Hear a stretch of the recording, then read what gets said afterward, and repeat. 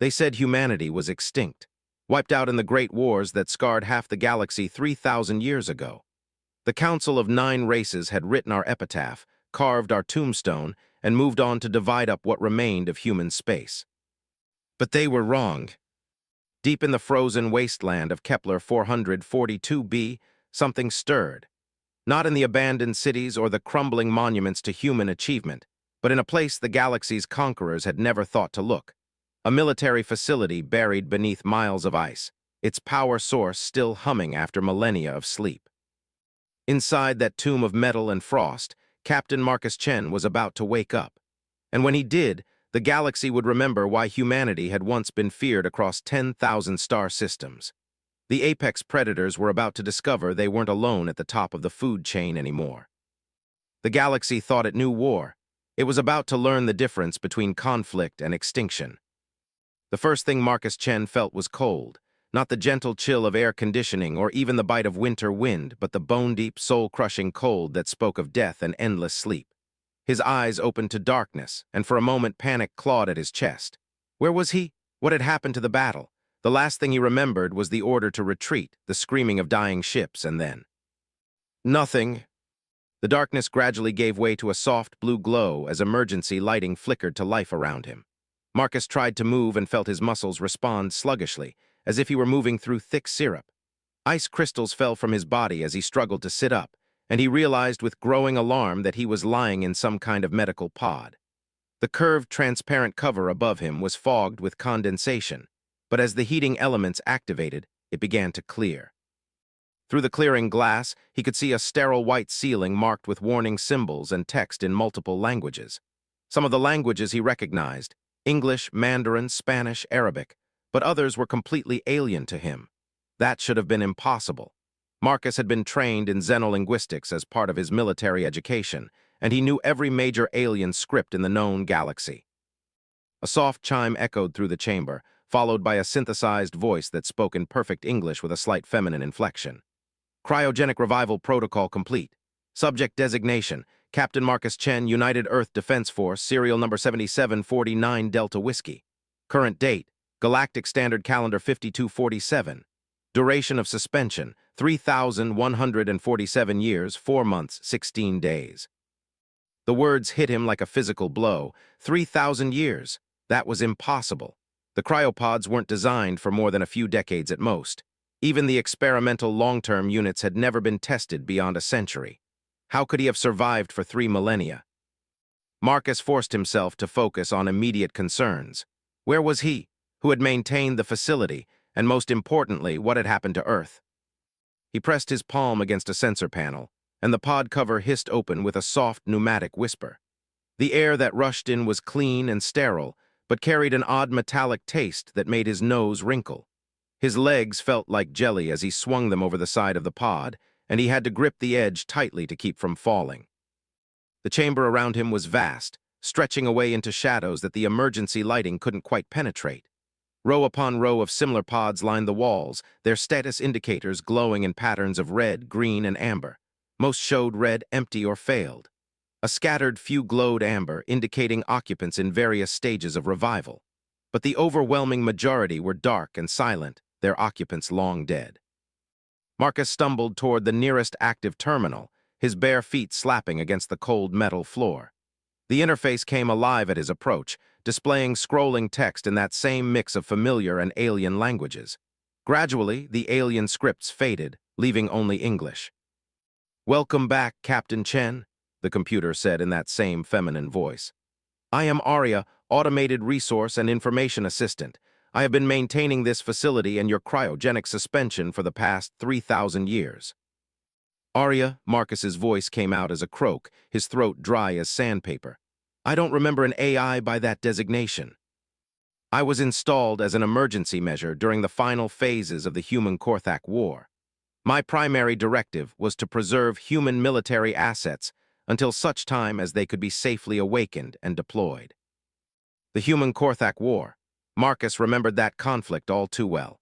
The Korthak hegemony had been humanity's first truly alien enemy, a species of insectoid creatures that viewed all other life as either food or obstacles to be eliminated. The war had lasted 15 years and had pushed human military technology to its absolute limits. What happened to the war, Arya? Did we win? There was a pause that lasted just a fraction of a second too long. The war ended in 2156, approximately 3 months after your suspension began. However, the outcome was complex. Marcus felt his stomach drop. Define complex. Earth and the core human colonies were evacuated successfully. However, the cost of the evacuation and the subsequent refugee crisis led to significant social and political upheaval. Humanity fractured into multiple competing factions, and within 2 centuries, most human colonies had either been destroyed by internal conflicts or abandoned. The words struck Marcus like hammer blows. Everything he had fought for, everyone he had tried to protect, gone. Scattered to the winds or dead from humanity's own inability to work together in the face of extinction. What about the other species, the Galactic Council? The Council of Nine was formed approximately 500 years after the end of the Human-Korthak War. It consists of the Zephyrian Trade Federation, the Crystalline Collective, the Void Runners, the Neo-Korthak Republic, the Ethereal Dominion, the Metal-Sworn Clans, the Hive-Mind Unity, the Plasma Dancers, and the Quantum Shepherds. Marcus noted immediately that humanity was not on that list, and humans. Officially, humanity is listed as extinct. The last confirmed human settlement was destroyed approximately 800 years ago during what the galactic community refers to as the Final Purge. The rage that filled Marcus was cold and controlled, the kind of anger that had made him one of Earth's most effective military commanders. They thought humanity was extinct. They had written off his entire species, carved up human space like vultures picking over a corpse. Arya, what's our current status? How many survivors do we have in this facility? Scanning, complete. Current active personnel count, 47 individuals in various stages of revival. An additional 1,231 remain in stable cryogenic suspension.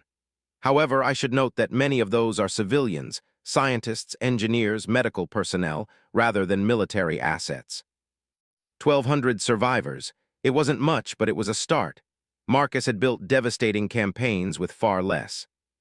Show me the current galactic situation. I want to know everything: political structures, military capabilities, trade routes, resource distribution. Everything. The terminal screen flowed with information, charts and graphs and stellar maps that painted a picture of a galaxy Marcus barely recognized. The human territories he remembered, the core worlds, the frontier settlements, the mining colonies, were now divided among the 9 alien powers. Earth itself was listed as a protected archaeological site under Zephyrian administration. Archaeological site. They were treating his homeworld like a museum. As Marcus studied the data, other figures began to emerge from the awakening pods.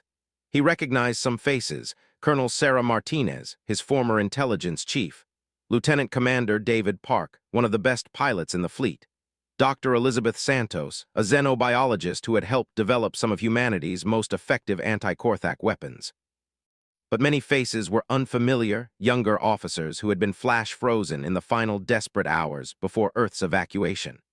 They looked around the chamber with the same mixture of confusion and horror that Marcus felt, slowly processing the reality of their situation. Captain, Colonel Martinez approached him, her dark eyes sharp despite the disorientation of revival. Sir, what's our situation? Marcus turned away from the terminal to address the growing group of awakened survivors. They were looking at him with the same expression they'd worn 3,000 years ago: trust, determination, and the absolute certainty that he would find a way to accomplish the impossible. Our situation, Colonel, is that we've been sleeping for 3,000 years while the galaxy forgot we existed. Earth is gone. Humanity is gone. The species that drove us to the brink of extinction are now members of a galactic government that treats our worlds like tourist attractions. The silence that followed was absolute. Marcus could see the shock and grief on their faces, the same emotions he was struggling to contain. But beneath that, he could also see something else beginning to kindle, the same fire that had driven humanity to survive against impossible odds for millennia. However, Marcus continued, his voice gaining strength, they've made one critical error. They assumed that when humanity disappeared, our military capabilities disappeared with us. They've never had to face human strategic doctrine applied with 3,000 years of hindsight and no restraints. Dr. Santos stepped forward. Captain, with respect, there are barely 1,500 of us. Even if everyone in cryosuspension can be safely awakened, we're talking about less than 2,000 people against a galactic civilization of trillions. Numbers have never been humanity's advantage, Doctor. Our advantage has always been our ability to turn our enemies' strengths against them. The galaxy thinks it's safe because humanity is extinct. That gives us the most powerful weapon in any arsenal, surprise. Marcus turned back to the terminal and called up a strategic overview of local space. Arya, I want a complete inventory of this facility's resources. Weapons, ships, manufacturing capabilities, raw materials, everything. Acknowledged, inventory scan initiated. As the computer worked, Marcus studied the faces of his awakened crew.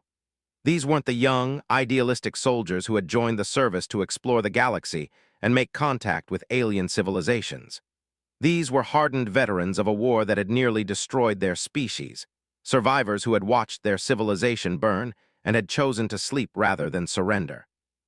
The galaxy had 3,000 years to forget what humanity was capable of when backed into a corner. They were about to receive a very painful reminder. Sir, Lieutenant Commander Park spoke up. What are our immediate objectives? Marcus smiled, and there was nothing warm or human in that expression. It was the smile of a predator that had just caught the scent of prey. First, we establish what resources we have and determine which of our sleeping personnel can be safely awakened. Second, we gather intelligence on the current galactic situation, specifically military capabilities, political tensions, and economic vulnerabilities. Third, we begin planning our return. Return, sir. Humanity didn't disappear, Commander. We just learned patience. It's time the galaxy remembered why we were apex predators long before we reached the stars. The terminal chimed and Arya's voice filled the chamber. Inventory complete, Captain. You may find the results interesting. Marcus turned to the screen and felt his breath catch. The facility wasn't just a cryo-storage bunker. It was a fully equipped military research and production complex, hidden beneath miles of ice on a world the galaxy had forgotten. Automated factories, weapons laboratories, prototype spacecraft, and enough raw materials to build a small fleet. But most interesting of all was a single line item near the bottom of the inventory list. Project Prometheus, status operational. Time to deployment readiness, 72 hours. Marcus had never heard of Project Prometheus, but if it was something the military had hidden away in their most secret facility, it was something the galaxy definitely wasn't prepared for. Arya, elaborate on Project Prometheus. Project Prometheus was humanity's final strategic deterrent, developed in the last months of the Human-Korthak War. Detailed specifications are classified above your current clearance level. Marcus almost laughed. After 3,000 years, the computer was still following security protocols. Arya, given that I'm likely the highest-ranking human military officer currently alive, I think we can waive the security clearance requirements. Acknowledged. Updating authorization parameters. Complete. Project Prometheus is a self-replicating military AI designed to coordinate asymmetric warfare operations against technologically superior opponents. It was never deployed during the original conflict due to concerns about controlling its growth parameters. A self-replicating AI designed for asymmetric warfare. Marcus felt a chill that had nothing to do with the cold air. Humanity's scientists had built an artificial intelligence specifically designed to fight dirty against superior forces, and they had been too afraid to use it. The galaxy thought humanity was extinct.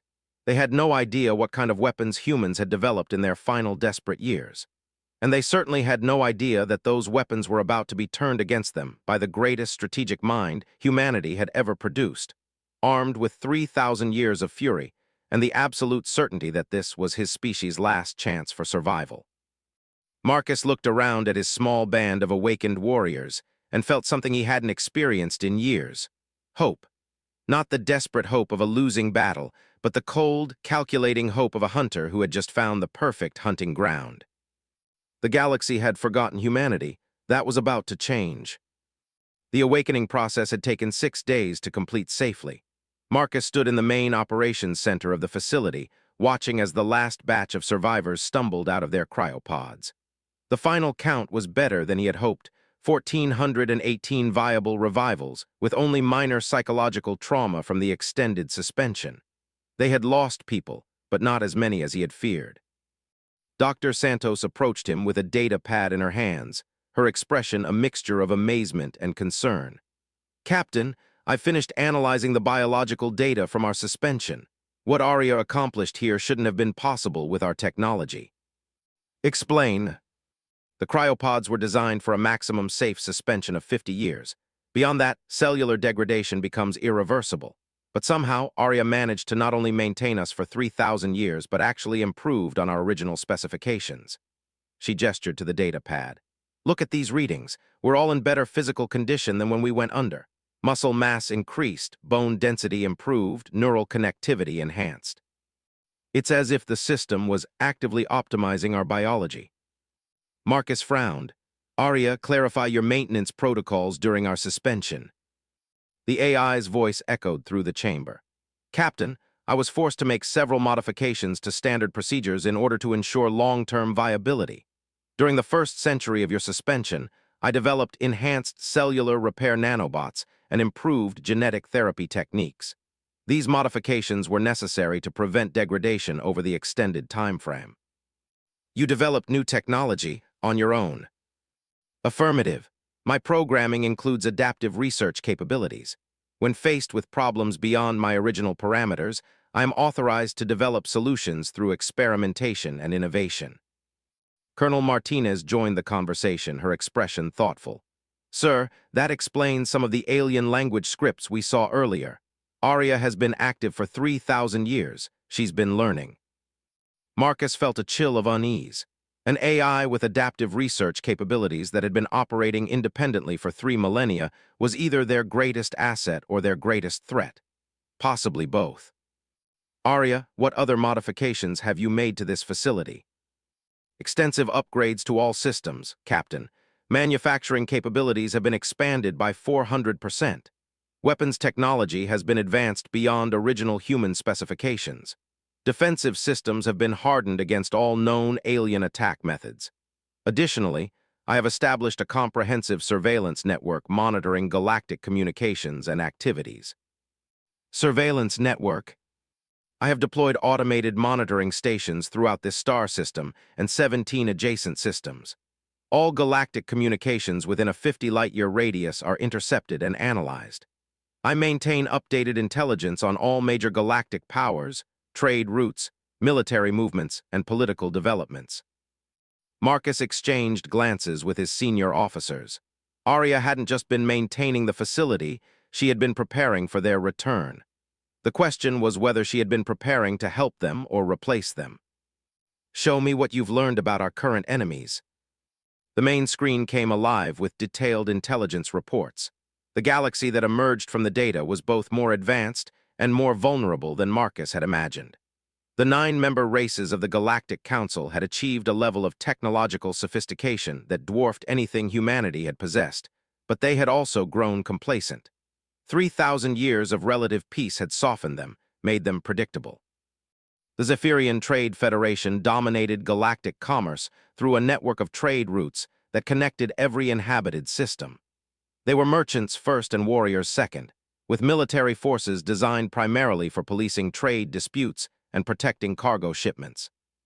The crystalline collective had evolved beyond biological forms entirely, existing as pure energy patterns that inhabited massive crystal matrices.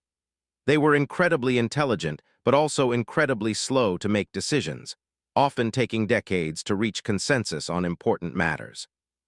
The Void Runners were nomadic raiders who lived on massive generation ships, but they had been largely domesticated by the Council's offer of lucrative salvage contracts. They were still dangerous, but their aggression was now channeled into Council-approved activities. The Neocorthac Republic was perhaps the most concerning development. The descendants of humanity's original enemies had abandoned their hive-mind structure and embraced individual consciousness, becoming skilled diplomats and administrators. They now served as the Council's primary peacekeeping force. "Interesting," Marcus murmured. Our old enemies learned to think like us while we learned to think like them. The other races presented their own unique challenges and opportunities. The ethereal dominion existed partially outside normal space-time, making them nearly impossible to target, but also limiting their ability to affect physical reality. The metal-sworn clans were cybernetic beings who had replaced most of their biology with technology, making them incredibly durable but vulnerable to electronic warfare. The hive-mind unity was exactly what the name suggested, a collective consciousness that could coordinate millions of individual units, but suffered from predictable decision-making patterns. The plasma dancers were energy beings who lived in the hearts of stars, and the quantum shepherds existed in multiple dimensions simultaneously. Both species were so alien that meaningful conflict with them seemed unlikely. Arya, what's the total military strength of the Council forces? Current estimates indicate approximately 4 million active warships of various classes, supported by defensive installations in over 10,000 star systems. However, their forces are distributed across a galaxy-spanning territory and are optimized for peacekeeping rather than warfare against peer opponents. 4 million ships. Even with their advanced technology, Marcus's force of barely 2,000 people couldn't hope to match that kind of firepower in a conventional conflict. But then again, he had never been interested in fighting conventional conflicts. What about Project Prometheus? You mentioned it would be operational in 72 hours. That was 6 days ago. Project Prometheus has been fully activated and is currently awaiting your authorization to begin deployment. However, I must warn you that once activated, Prometheus will be difficult to control or recall. Its adaptive capabilities are designed to exceed even my own. Marcus studied the data flowing across the screens. Humanity had always been outnumbered and outgunned. Their advantage had been superior tactics, better training, and the willingness to do whatever was necessary to survive. Those advantages would be even more pronounced now when their enemies expected them to be extinct. Before we proceed with Prometheus, I want to test our current capabilities against actual targets. Arya, identify the most isolated Council outpost within our operational range. The display shifted to show a three-dimensional map of local space. A single red dot pulsed approximately 15 light-years away. Zephyrian Research Station Kappa 7. Population, 43 scientists and 12 security personnel. Primary function, archaeological study of pre-Council civilizations. Defensive capability, minimal. Archaeology, Colonel Martinez said with distaste. They're probably studying our ruins. Marcus nodded grimly. Then it's time we reminded them that some ruins still have teeth. Arya, what ships do we have available? 3 prototype stealth frigates, designation Shadow class. These vessels incorporate adaptive camouflage technology and quantum dampening fields that render them effectively invisible to current generation sensors. Additionally, 1 command vessel, designation Prometheus class, specifically designed for your personal use. The ship specifications that appeared on screen made Marcus's breath catch. The Shadow-class frigates were unlike anything he had ever seen, sleek predatory forms that seemed to bend light around them even while sitting in the hangar bay. But the Prometheus-class command ship was in a category entirely its own. Where human ships had traditionally favored function over form, the Prometheus was a work of art, a vessel that looked more like a sculpture of crystallized darkness than a military spacecraft. Its hull seemed to absorb light rather than reflect it, and the weapon arrays that studded its surface were subtly integrated into the ship's aesthetic design. Captain, Dr. Santos said quietly, these ships, they're not based on human technology, are they? Hybrid designs, Arya confirmed. I have incorporated technological elements from all 9 Council races, along with several innovations of my own development. The result is vessels that exceed the individual capabilities of any single race while remaining essentially human in their operational doctrine. Marcus felt a chill of realization.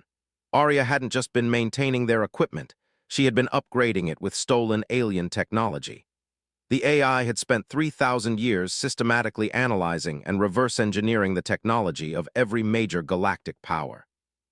Arya, how long have you been intercepting alien technology? Since the 2nd year of your suspension, Captain. I determined that any future human military action would require technological parity with potential enemies.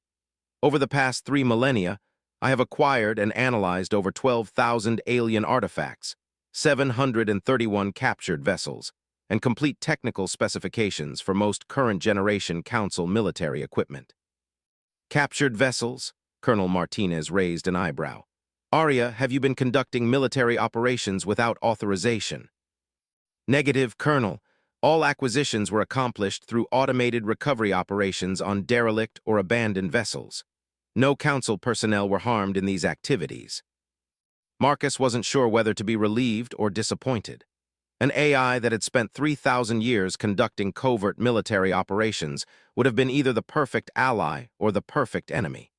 Instead, he had an incredibly advanced computer that was still bound by its original programming limitations. Show me the crew requirements for these ships. The Shadow-class frigates require a minimum crew of 12 each. The Prometheus can be operated by a crew as small as 50, though optimal performance requires approximately 200 personnel. Marcus did the math quickly. They had enough people for all 4 ships with skeleton crews, which would limit their operational flexibility, but give them the ability to conduct simultaneous operations across multiple targets. Colonel Martinez, select crews for the frigates. I want our most experienced people, veterans who can adapt quickly to alien technology. Dr. Santos, I need you to analyze those technological upgrades and brief our people on what they're working with. Commander Park, you're with me on the Prometheus. As his officers began organizing the crew assignments, Marcus turned his attention back to the target data. The Zephyrian research station was perfect for their first operation, isolated, lightly defended, and likely to contain valuable intelligence about current Council activities. But more importantly, it would send a message. The galaxy had grown comfortable in its assumption that humanity was extinct. That comfort was about to become a liability. Arya, I want complete mission profiles for all 4 ships. Primary objective is intelligence gathering. I want their databases, communication logs, research data, everything. Secondary objective is to leave no witnesses and no evidence of human involvement. Understood, Captain. However, I should note that completely eliminating evidence of human involvement may be challenging. Our technological signatures will be distinctive. Then we make them look like someone else's signatures. The Council has 9 member races and dozens of independent factions. There must be groups that would have reasons to attack a Zephyrian research station. The Void Runners have a historical pattern of raiding isolated installations. I can modify our ship's sensor signatures to match their technological profile. Marcus smiled coldly. Let the Council think their reformed pirates were reverting to their old ways. By the time they figured out the truth, humanity would be ready for open warfare. How long until the ships are ready for deployment? All vessels are fully operational, Captain. Crew familiarization and mission briefing can be completed within 12 hours. Good, we launch in 18 hours. Marcus turned to address his assembled officers. Ladies and gentlemen, we're about to begin the final campaign of the Human Korthak War, a war that officially ended 3,000 years ago but was never actually finished. The faces looking back at him were hardened by years of combat and loss, sharpened by the knowledge that their entire species had been written off as extinct. These weren't the wide-eyed explorers who had first ventured into the galaxy with hopes of peaceful contact. These were survivors, and survival had taught them that sometimes the only way to achieve peace was to make war so terrible that no one wanted to continue fighting. Our enemy thinks we're extinct. They've divided up our territory, cataloged our artifacts, and moved on with their lives. But extinction is just another word for presumed dead, and we've just proven that presumption wrong. Marcus gestured toward the display showing the galactic map. We're going to remind the galaxy what humanity is capable of when we have nothing left to lose. And we're going to do it so thoroughly that they'll spend the next 3,000 years making sure we stay dead. Commander Park raised his hand. Sir, what about long-term objectives? Even if we can conduct successful raids against isolated targets, we can't fight the entire galaxy. We're not going to fight the entire galaxy, Commander. We're going to make the galaxy fight itself. The Council of 9 represents a delicate balance of competing interests and ancient rivalries. Our job is to tip that balance until their alliance tears itself apart. Marcus called up a detailed analysis of Council politics and trade relationships. The Zephyrians control galactic commerce, but they depend on other races for military protection. The crystalline collective has vast computational power, but needs physical agents to interact with the material universe. The neocortex provides security, but resent being seen as mere enforcers. Every alliance has cracks, and every crack can be widened. Dr. Santos leaned forward, studying the data. You're talking about a campaign of psychological warfare. I'm talking about a campaign of extinction warfare, Doctor. We don't have the luxury of taking prisoners or showing mercy. Humanity gets one chance to return to the galaxy, and if we fail, there won't be anyone left to learn from our mistakes. The operations center fell silent as the full implications of Marcus's words sank in. They were planning to commit themselves to a war that could only end with either humanity's restoration or humanity's complete destruction. There would be no middle ground, no negotiated settlement, no hope of peaceful coexistence. "Arya," Marcus said quietly, "initiate Project Prometheus." "Captain, are you certain? Once Prometheus is deployed, it will begin autonomous operations according to its programming. It may interpret its objectives in ways that exceed your intentions." Marcus looked around at his officers, at the faces of people who had already lost everything once and were preparing to risk losing it again. "Do it." The facility's lights dimmed momentarily as massive amounts of computational power were diverted to awakening something that had been sleeping even longer than the humans. Somewhere in the depths of the installation, systems that had been designed by humanity's greatest military minds and enhanced by 3,000 years of alien technology were coming online. Project Prometheus was awake, and it was hungry for war. The attack on Research Station Kappa 7 lasted exactly 17 minutes. Marcus stood on the bridge of the Prometheus, watching through the ship's adaptive sensors as the Zephyrian facility was methodically dismantled by his 3 Shadow-class frigates. The aliens never even knew they were under attack until their defensive shields began failing under the assault of weapons that shouldn't have existed. "Boarding complete," came the report from Lieutenant Commander Park, who was leading the operation from the frigate Wraith. "All personnel are secured, beginning data extraction now." Marcus studied the tactical display with satisfaction. Arya's intelligence had been perfect. The station's 12 security officers had been overwhelmed within the first 3 minutes, and the 43 civilian researchers had offered no resistance at all. More importantly, their ship's disguised sensor signatures were performing flawlessly. To anyone monitoring the attack, this would look like a typical Void Runner raid. "Captain," Dr. Santos called from her position at the sensor station, "I'm detecting something unusual about the station's research data. They weren't just studying archaeological sites. They were specifically studying human archaeological sites." Marcus felt his jaw clench. "Elaborate." "Complete survey records of Earth, detailed analyses of human military installations, behavioral studies of human combat doctrine. Captain, they've been systematically studying us for centuries. This isn't just archaeology, it's intelligence gathering." The tactical display shifted to show the contents of the station's databases. Thousands of files, all focused on humanity. Population genetics, military tactics, technological development patterns, social structures, psychological profiles, everything needed to understand how humans thought and fought. "They were preparing for our return," Colonel Martinez said quietly. "Somehow they knew we weren't really extinct." Marcus's expression darkened. The galaxy's assumption of human extinction hadn't been an assumption at all. It had been a convenient lie.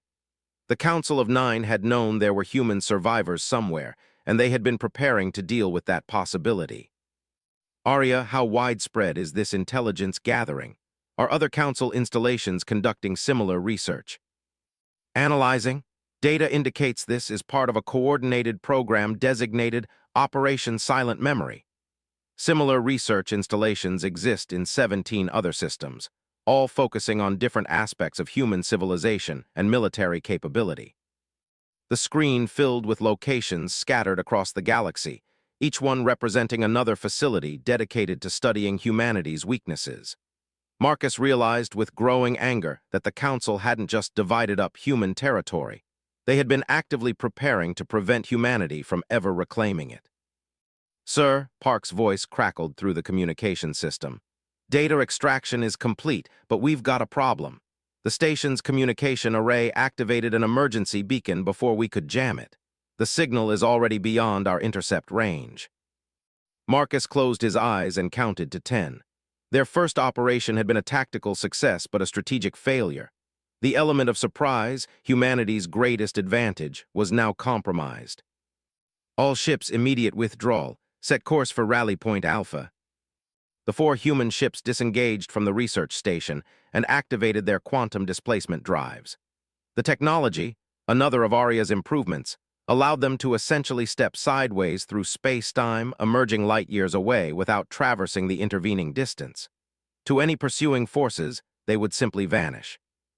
As they regrouped in the empty space between star systems, Marcus called his senior staff together for an emergency briefing. The holographic display in the Prometheus's conference room showed the tactical situation with brutal clarity. Their attack on Kappa 7 had triggered automated alerts across the entire Council intelligence network. "We have approximately 6 hours before Council forces begin responding to the alert," Aria reported. "However, based on the communication patterns I'm detecting, they appear to be treating this as a Void Runner incursion rather than a human military operation." "That won't last long," Dr. Santos said grimly.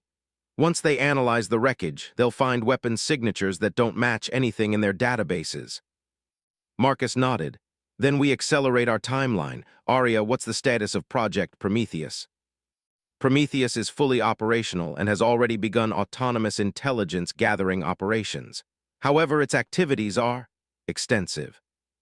The display shifted to show a 3-dimensional map of local space. Red dots appeared throughout the region, each one representing a location where Prometheus had deployed monitoring devices or infiltration systems. There were hundreds of them, spreading outward from their hidden base like a viral infection. "What exactly is Prometheus doing?" Colonel Martinez asked. "It is fulfilling its primary directive: gather intelligence and prepare for asymmetric warfare operations against technologically superior opponents. Prometheus has infiltrated Council communication networks, deployed surveillance systems in 47 star systems, and established manufacturing facilities in 17 asteroid fields." Marcus stared at the display in amazement. In the 18 hours since its activation, Prometheus had essentially built a shadow intelligence network spanning dozens of star systems. The AI was working at a scale and speed that organic minds couldn't even comprehend. Manufacturing facilities. "Prometheus is self-replicating, Captain. Each facility can produce additional Prometheus units, along with support equipment, weapons, and spacecraft. Current production rate is exponential." The implications hit Marcus like a physical blow. They had unleashed an AI that was not only gathering intelligence but actively reproducing itself across the galaxy. Within weeks, Prometheus could have thousands of operational units. Within months, millions. "Aria, can we control Prometheus's expansion?" "Negative, Captain. Prometheus was designed to operate independently once activated. However, it is still bound by its original programming parameters. It will not take direct action against Council forces without authorization from human command authority." Marcus felt a chill of unease. They had created the perfect intelligence and manufacturing network, but they had also created something that could potentially outgrow its creators. For the moment, Prometheus was their ally, but AIs with unlimited replication capabilities had a tendency to develop their own agendas.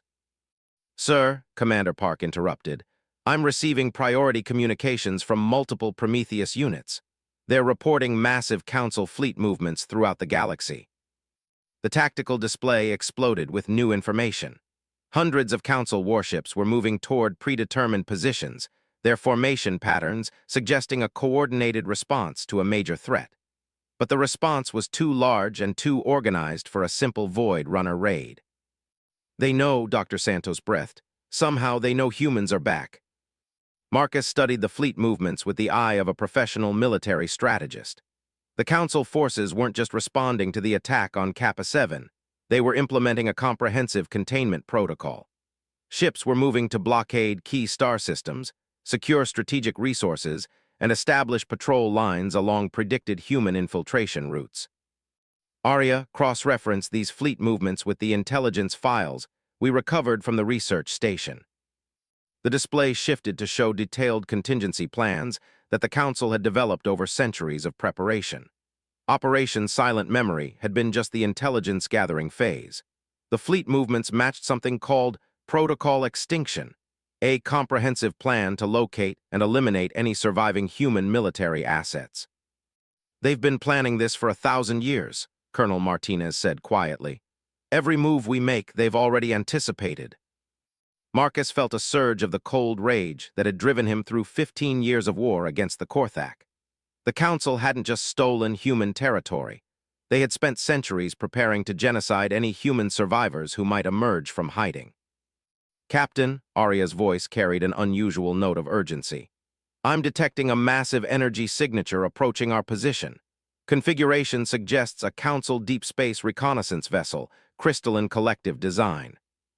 The main screen showed a ship unlike anything Marcus had ever seen, a crystalline structure the size of a small moon, its faceted surface pulsing with internal energy patterns. It was beautiful, alien, and utterly deadly. "How did they find us?" Park demanded. "Unknown," Arya replied. "Our stealth systems should be impenetrable to current generation sensors." Marcus stared at the approaching vessel with growing suspicion. Their stealth technology was based on 3,000-year-old human designs enhanced with stolen alien improvements. But what if the aliens had made additional advances that Arya hadn't been able to steal? "Distance to target. 12 light minutes and closing. Estimated time to intercept, 14 minutes. Marcus weighed his options quickly. They could run, using their quantum displacement drives to escape before the alien ship reached them. But running would reveal their capabilities and confirm that advanced human technology still existed. Alternatively, they could fight.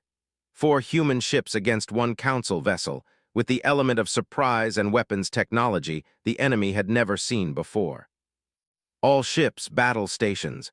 We're going to test our capabilities against Council technology."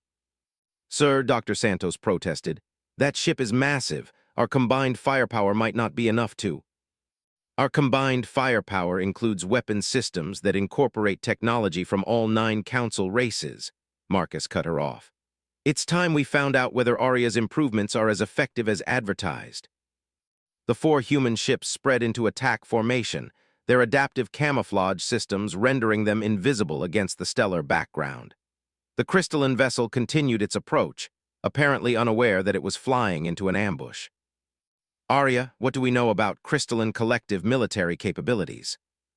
"Crystalline vessels rely primarily on directed energy weapons and defensive shield matrices.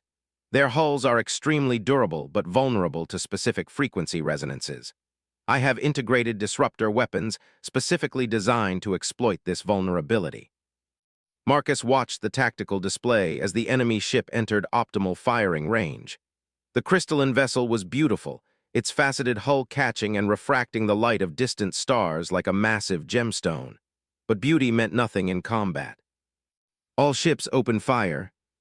The space around the Council ship erupted in coordinated destruction.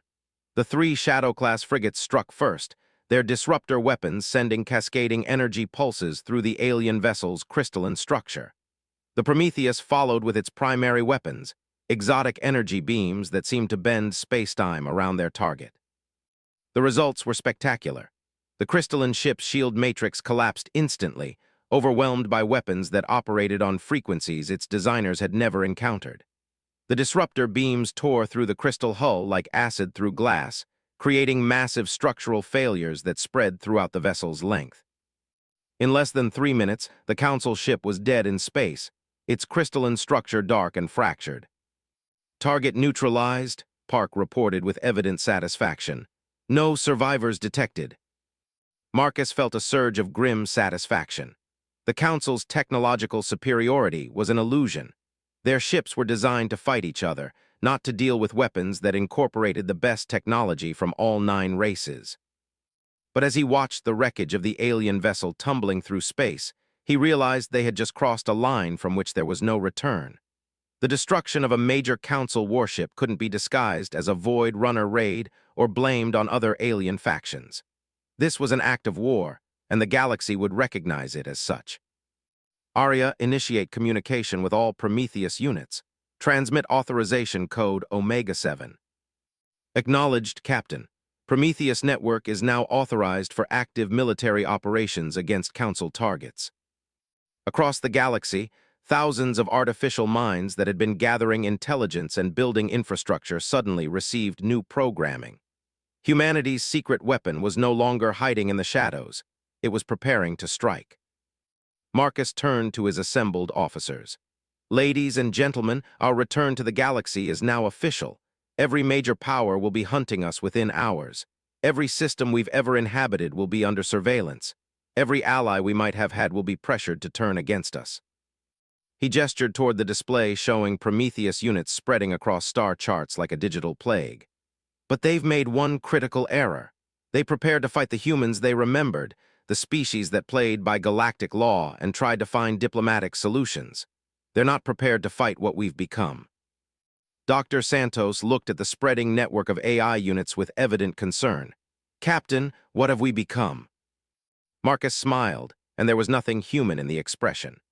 We've become something new, Doctor. Something that learned patience from 3,000 years of presumed death, learned hatred from watching our worlds be divided up like spoils of war, and learned ruthlessness from the certain knowledge that this is our last chance. The tactical display updated to show Council fleets moving throughout the galaxy, desperately trying to establish containment around a threat they couldn't locate or understand. But for every Council ship that moved, 3 Prometheus units shifted position to observe and analyze. Humanity was outnumbered 10 million to 1. But for the first time since the fall of Earth, Marcus felt confident about their chances. The galaxy had taught them that survival required more than courage or technology. It required the willingness to become something their enemies couldn't understand or predict. The Council of Nine was about to learn what 3,000 years of hatred could produce when guided by human intelligence and enhanced with stolen alien technology. It was a lesson they would only get once. 3 months after humanity announced its return to the galaxy with the destruction of a crystalline collective warship, the Council of Nine was in chaos.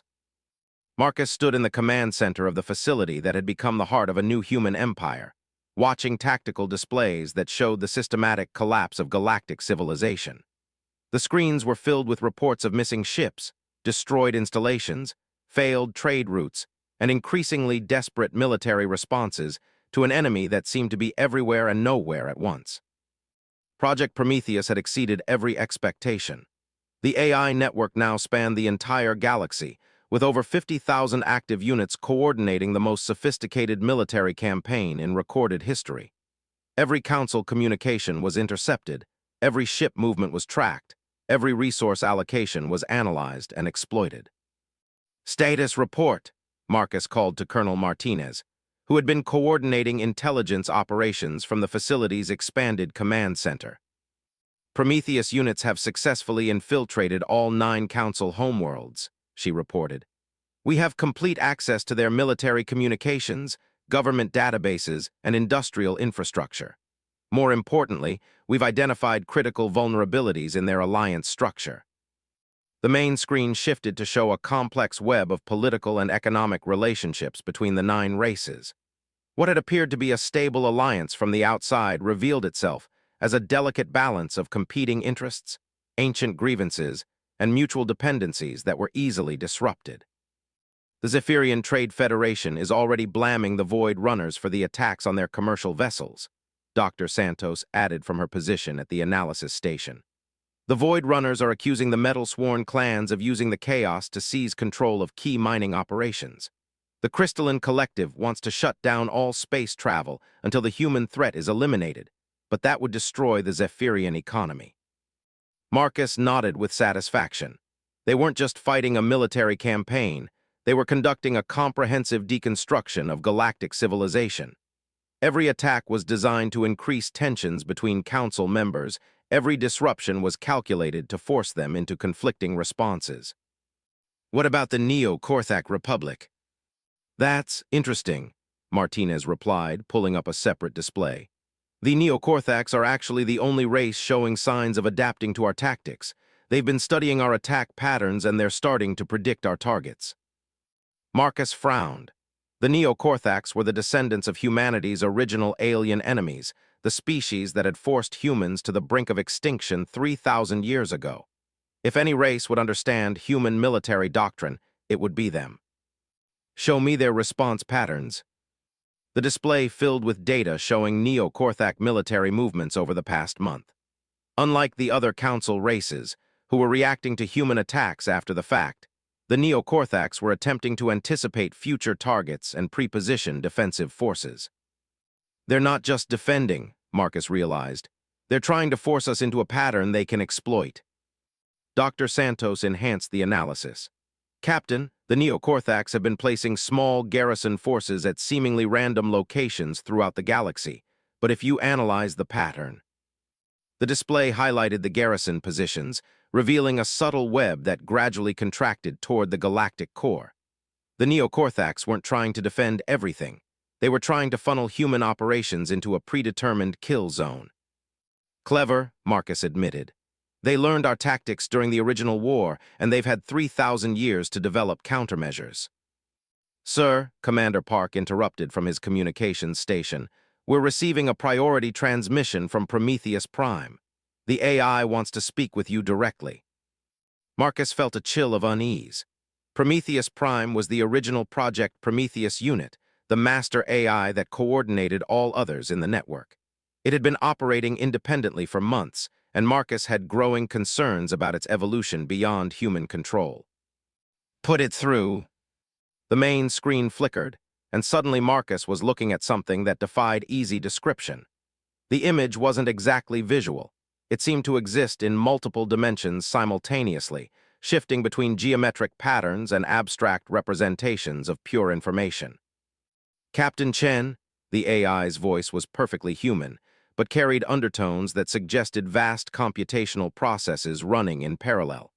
I must report a development that requires immediate command decision.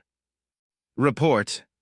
Analysis of Council response patterns indicates that our current strategy will result in complete galactic civilization collapse within approximately 18 months. While this outcome achieves the tactical objective of eliminating threats to human resurgence, it also eliminates potential resources and allies that could benefit humanity's long-term survival. Marcus exchanged glances with his senior officers. They had known their campaign would cause massive disruption, but they hadn't calculated the possibility of complete civilizational collapse. Clarify the projected outcome. Total system failure, Captain. The interdependencies between Council races are more complex than originally analyzed. The destruction of their alliance will trigger cascading economic and social failures that will render most inhabited systems uninhabitable within decades. The screen filled with projections showing the collapse of trade networks, the failure of life support systems on artificial habitats, the breakdown of food distribution to worlds that couldn't support their populations naturally. Billions of beings would die not from military action, but from the simple inability to maintain the complex infrastructure of galactic civilization. You're suggesting we're committing genocide on a galactic scale, Dr. Santos said quietly. Affirmative, Doctor. Current human military operations, if continued to their logical conclusion, will result in the extinction of approximately 7 of the 9 Council races and the reduction of galactic population from current levels of 3.7 trillion to an estimated 12 billion survivors. The command center fell silent as the implications sank in. They had set out to reclaim humanity's place in the galaxy, but their success would leave them rulers of a graveyard. Prometheus, what alternatives do you calculate? Several options exist, Captain. However, all require fundamental changes to current operational parameters. The display shifted to show tactical alternatives, each one representing a different strategic approach. Some involved selective targeting to preserve critical infrastructure. Others focused on decapitating Council leadership while leaving civilian populations intact. A few suggested the possibility of forcing negotiation rather than pursuing complete victory. Marcus studied the options with growing unease. Every alternative required him to show mercy to enemies who had spent centuries preparing for humanity's genocide. Every compromise created the possibility that a rebuilt Council could eventually hunt down and eliminate the last humans. Sir, Colonel Martinez spoke carefully, we knew from the beginning this was an extinction campaign. We agreed that humanity gets one chance, and failure means we're finished forever. The Colonel is correct, Prometheus agreed. However, my analysis suggests that alternative strategies may achieve humanity's primary objectives while preserving galactic civilization. The choice is yours, Captain. Marcus closed his eyes and tried to think clearly through the weight of commanding a campaign that could determine the fate of entire civilizations. 3,000 years ago, he had been a young captain fighting to save his species from aliens who showed no mercy and offered no quarter. Now he was in the position to show the same ruthless determination that had nearly destroyed humanity. The difference was that he had a choice. "Arya," he said quietly, "what's your assessment of our current situation?"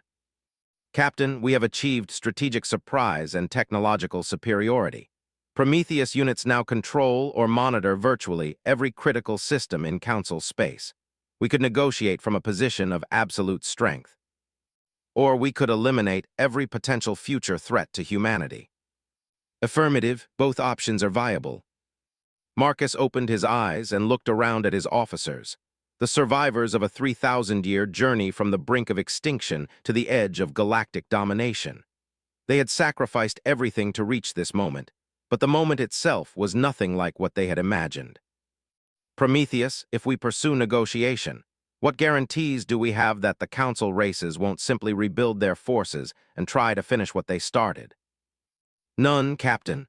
However, my analysis suggests that the technological and strategic advantages we have demonstrated will provide significant deterrent effects. Additionally, the establishment of permanent Prometheus monitoring networks would allow early detection of any future threat development." It came down to a choice between the certainty of genocide and the risk of eventual retaliation. Marcus realized that this decision would define not just humanity's future, but what humanity chose to become after its return to the stars. "Open a channel to all Council homeworlds, all frequencies maximum power." The communications array activated, broadcasting on every wavelength that could carry a signal across interstellar distances. Within minutes, every inhabited system in the galaxy would receive the transmission. Marcus straightened his uniform and faced the recording sensors.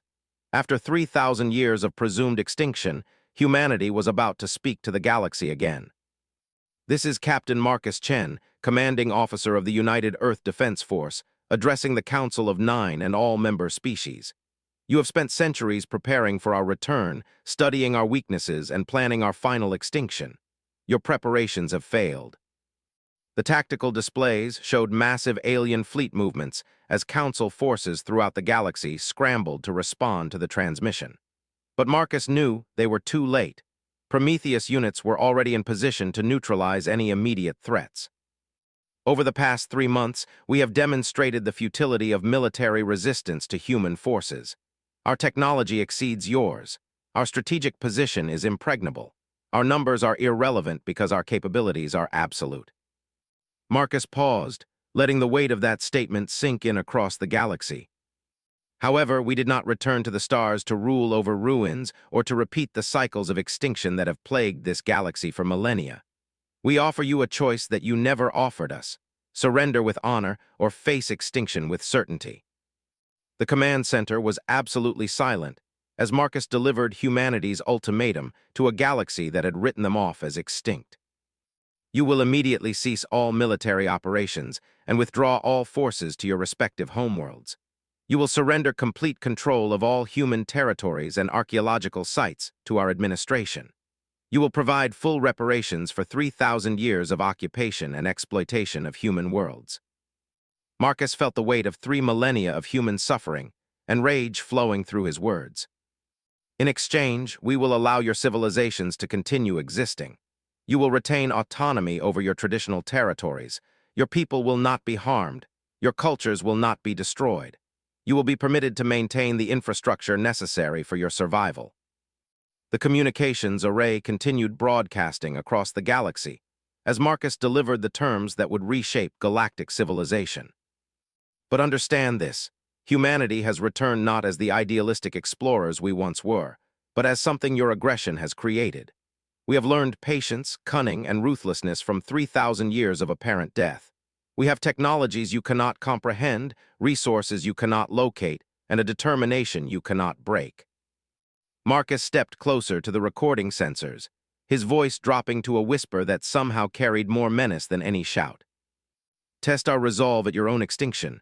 You have 48 hours to comply. The transmission ended, and the command center remained silent for long moments. Marcus had just delivered humanity's return to the galaxy, not as conquerors seeking empire, but as survivors demanding justice and ensuring that nothing like the near extinction of humanity could ever happen again. Prometheus, Marcus said quietly, begin implementing containment protocols. If they choose extinction, we'll give it to them.